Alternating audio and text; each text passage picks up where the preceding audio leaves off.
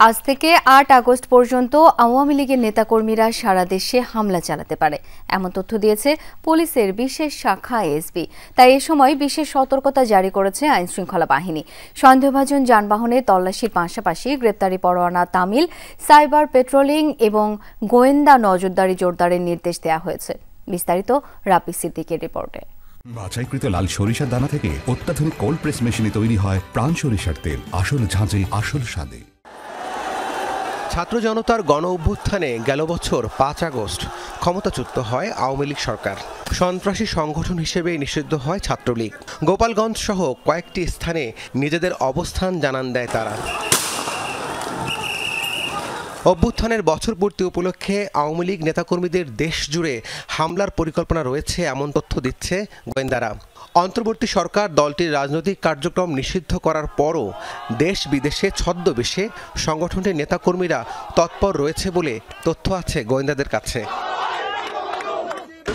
এমন শঙ্কায় আগামী ১১ দিন সারা দেশে জারি করা হয়েছে বিশেষ সতর্কতা। যদিও আইজিপি বলছেন জুলাই আগস্ট ঘিরে আগে থেকেই তৎপর বাহিনীগুলো। এই সময়টা একটু সতর্ক, জুলাই আগস্ট পুরোটাই এটাই আর কি।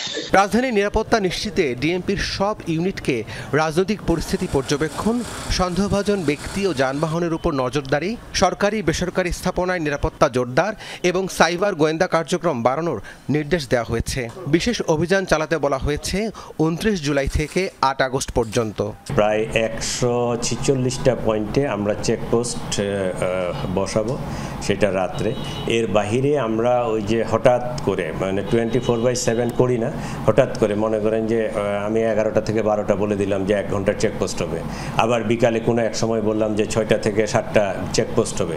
তখন তাৎক্ষণিকভাবে আমরা নির্দেশনা দেই আমাদের কন্ট্রোলের মাধ্যমে, আমাদের মোবাইল পেট্রোলগুলো সবগুলো চেকপোস্ট বসে যায়। সুনির্দিষ্ট তথ্য আছে বলেই এমন নির্দেশনা বলে মনে করছেন অপরাধ বিশ্লেষকরা। তবে গণগ্রেফতার যেন না হয় সেদিকেও নজর রাখার পরামর্শ তাদের।